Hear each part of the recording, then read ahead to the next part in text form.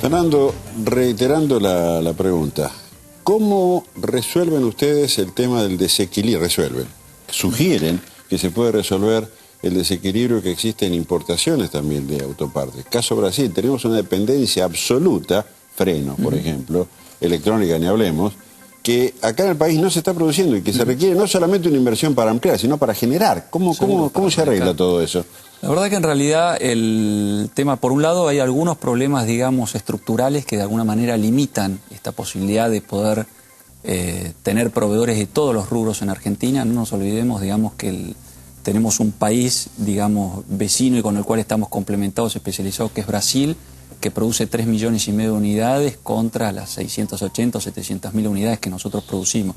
Por lo tanto, ellos tienen una base de proveedores mucha más amplia que la nuestra. Y el hecho de tener una política automotriz común, donde hay complementación, especialización industrial, hace que también de alguna manera los proveedores, que en algunos casos son proveedores multinacionales, globalizados, decidan radicarse en un país, en este caso en Brasil, y de ahí enviar y exportar a la Argentina. Entonces, no, por el lado estructural tenemos esa limitación, por el lado de coyuntura tampoco nos olvidemos que la Argentina, digamos, esta industria está muy ligada a las vicisitudes, digamos, de la economía, los famosos stops and go que nosotros tenemos. Entonces también para el autopartista local es muy difícil acompañar el crecimiento de la economía, perdón, mejor dicho, de la industria, que un año produce 480.000, al año siguiente 700.000 y al siguiente no se sabe cuánto puede llegar a producir en más o en menos. Entonces eso también de alguna manera lo limita. ¿Qué pasaría, cómo reaccionaría la industria automotriz ante la imposibilidad que las autopartistas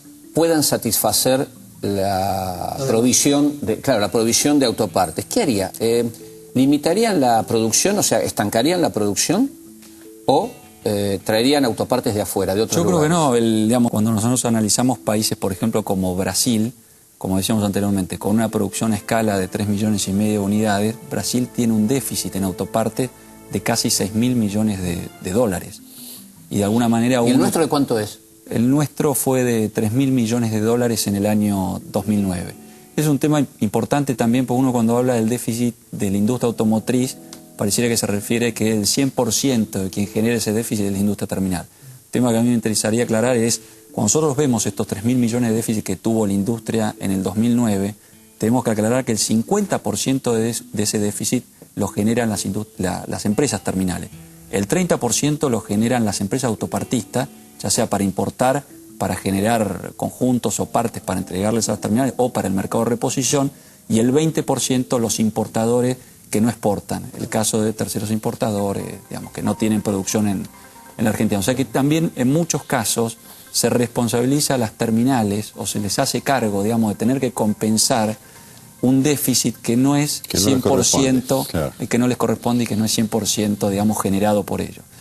Pero como te decía anteriormente, cuando vos analizás el tema de la provisión, digamos, el abastecimiento de autopartes en países con volumen de producción mucho mayor al nuestro y que deberían tener una base de proveedores mucho más desarrollada, Brasil, México. El caso de Brasil, el caso de México, te encontrás que aún así tienen balances deficitarias del orden de 6.000, 7.000 millones de dólares. También tiene que ver con que las industrias autopartistas delegaron la producción de sus partes en terceros.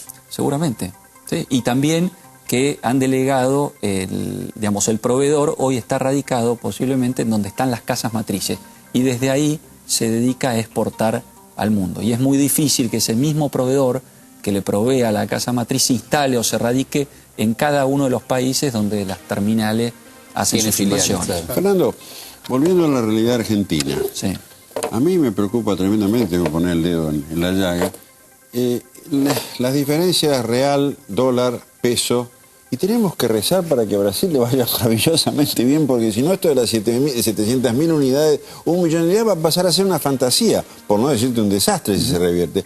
¿Cómo es que plantear, está bien, este año vendemos 700.000 unidades, dentro de 2 años más 1 millón de unidades? Pero todo eso depende fuertemente de Brasil. ¿Y qué pasa si se equiparan los cambios?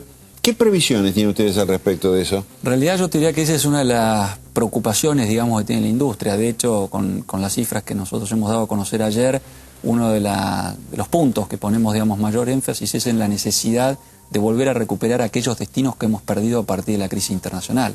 Cuando vos ves, digamos, la dinámica que ha tenido la industria en los últimos años, te das cuenta que a partir del 2003 hasta el 2006 nosotros exportábamos el 60% de lo que producíamos y el 50% de esa exportación estaba destinada a Brasil, el otro 50% al resto del mundo, con lo cual una de las cosas que nosotros más valorábamos era la diversificación de los mercados, con lo cual de alguna manera estábamos minimizando el riesgo ante una posibilidad de una crisis regional. Lamentablemente en los últimos años, y puntualmente el último año con la crisis financiera mundial, se ha de alguna manera concentrado todas nuestras ventas en Brasil. Hoy por hoy la realidad es que, como vos bien mencionabas, la diferencia del tipo de cambio, somos muy competitivos y el 90% de nuestras exportaciones están destinadas al mercado brasilero. Pero nosotros creemos que tenemos que trabajar digamos, profundamente con los diferentes organismos del gobierno como para poder volver a exportar otros destinos que los hemos ido perdiendo por diferentes motivos. Canedo, se acabó el tiempo de debate. ¿Vamos al maldito sobre? ¿Cómo no? Vamos.